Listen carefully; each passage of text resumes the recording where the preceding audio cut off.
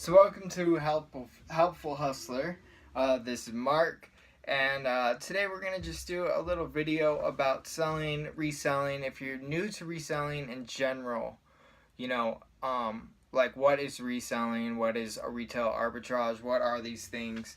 Retail arbitrage is when basically someone is going into a store, like a TJ Maxx or Ross or whatever, finding things that they can then sell for at a higher price point online for an actual profit.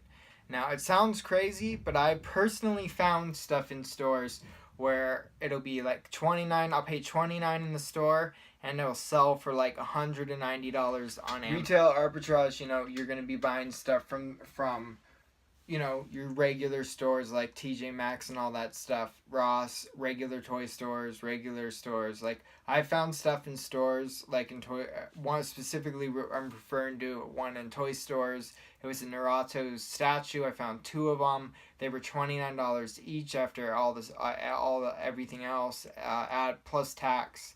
So, and then I bought both. They both sold right away as soon as they hit Amazon, $190. They sold like a couple days apart, basically. So you can find stuff everywhere that you go. It doesn't matter, garage sale. I found my biggest flip ever came from a garage sale. Basically, I found these brand new occupancy light switches. They're for professionals, for basically someone for a restaurant would need them because they're occupancy sensor light bulbs. They turn on and turn off when people come in and come out. And so they have to be specific kinds.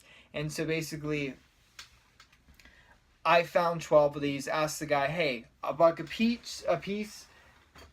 He says, sure, no problem. Boom, boom, boom. This took a long time to sell, I'll be honest with you. We're not selling eBay. Put it on Amazon. About a month later, they just started going off like crazy, and in like 2 months they are all sold, and I ended up grossing $763 on that, and then that was from a $12 investment, and then me being patient and just holding on to them. So you never want to give up, so can you find stuff at, I would suggest, if you're looking into this, one, research and read as much as possible. If you don't have anyone successful around you, don't hang around anyone.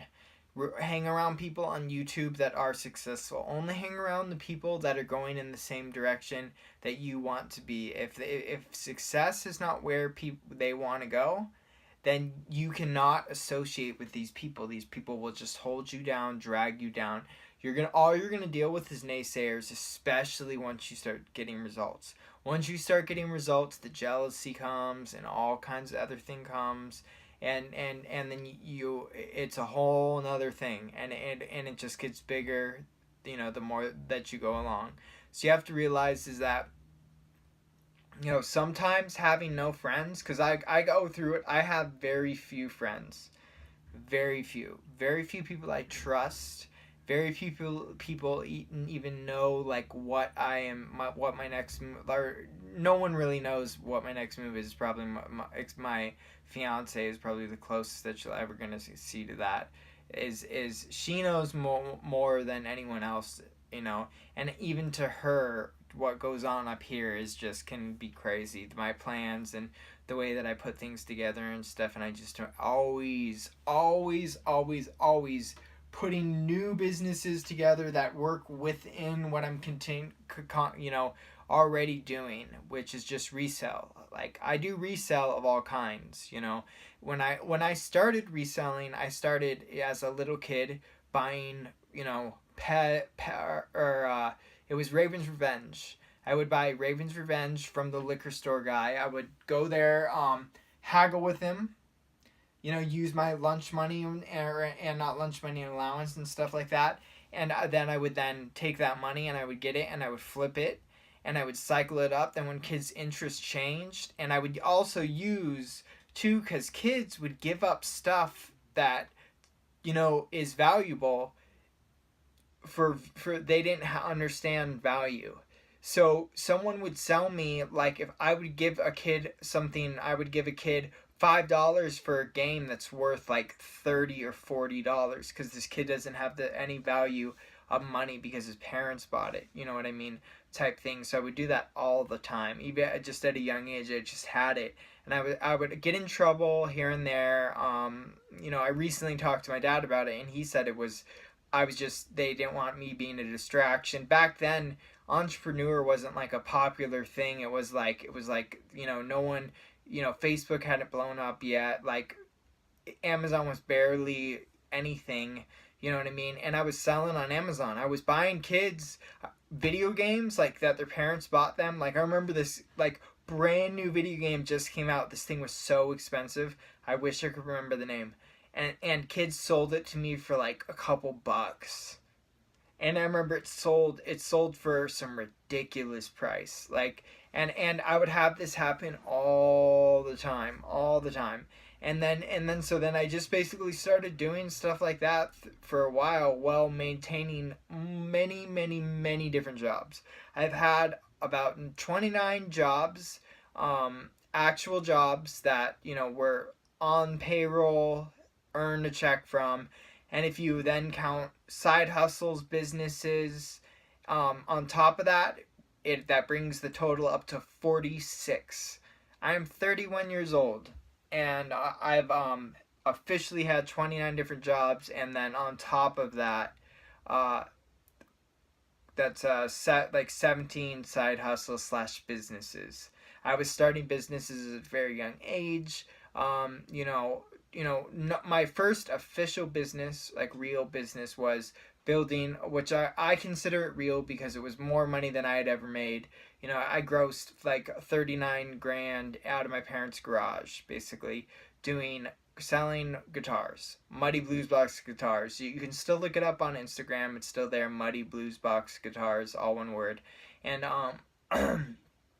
basically what I did was I had this drive that I was gonna build something. I always like building things, and so I started collecting wood, kept finding wood, and one day my girl who I'm still with now, and basically she goes, like, wants to go to the store in Fullerton, so we ended up going by this music shop, and there's a dulcimer. I didn't know what this dulcimer was, and it was being advertised as a strumstick, not a dulcimer. So basically, I was like, this is cool because it was open tuned and it had the spacing. You couldn't hit a wrong note. And I was like, I think I could build something like this. So I basically started. I was like, I'm gonna make a stick with 3 strings and a pickup in it, and I did. It broke because of the tension, but it worked for a short period of time, and it was badass as hell, and it sounded really cool.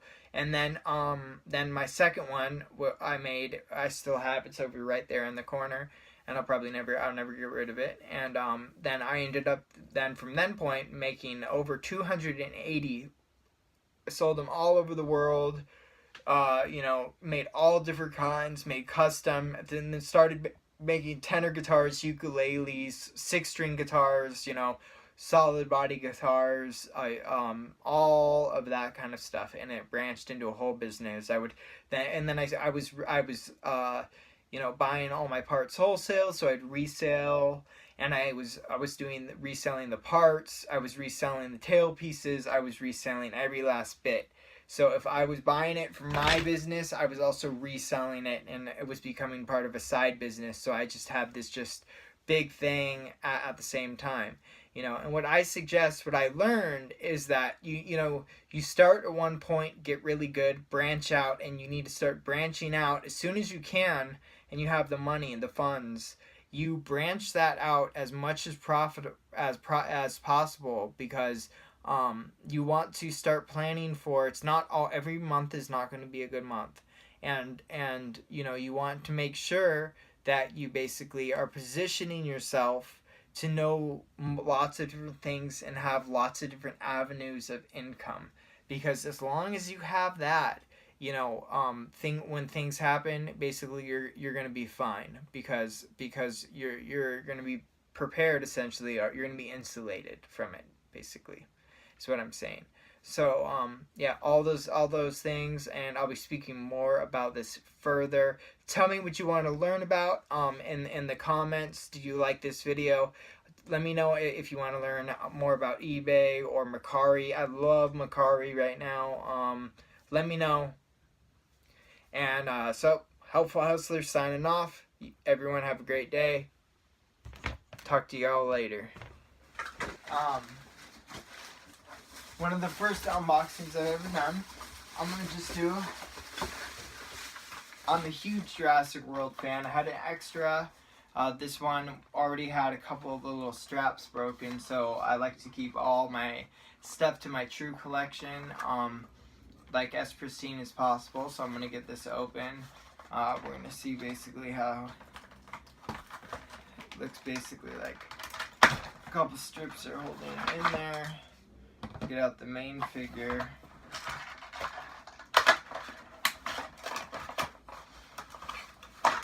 It looks like I can put it back too, and make it look not, so you know it can still be displayed in a box as well. It looks like the tail snaps on that way. Alright. So we got, that's cool. That's cool. The head articulates on this one. That's really cool. So you got that. You got the action there, but it really moves around just as you're playing with it. So it does take batteries, so you're gonna have to replace those at some point.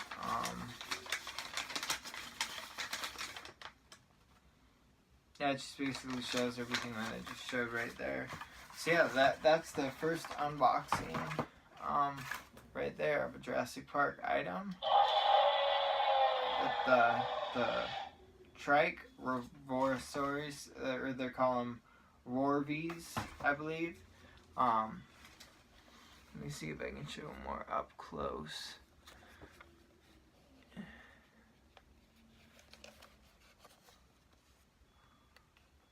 You can see it's a really cool paint job. The old ones had a lot more of a rubbery feel. I kind of preferred that, to be honest with you. I like this new stuff as well. This articulation, you know, for kids, I know playing with it, that some of this is going to break up pretty easily.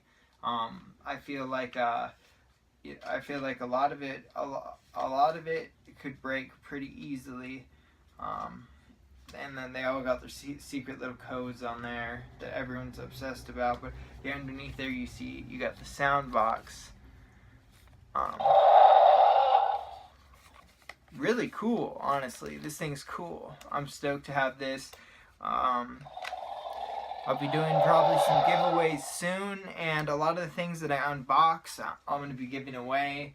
I got a couple other things that I will be unboxing soon. Let me know if you're interested in seeing this type of stuff, but I was going to unbox and put together one of these Jurassic Park full T-Rex models. I have some other models. I got Stiggy, I got Velociraptors, I got trike as well. Any of those things, if you're interested in seeing those unboxed and put together, you know, let me know. I love putting together those models. I wish they would make a lot more of those models. The stem one was one of the coolest ones that they made. Too bad it sold out so much.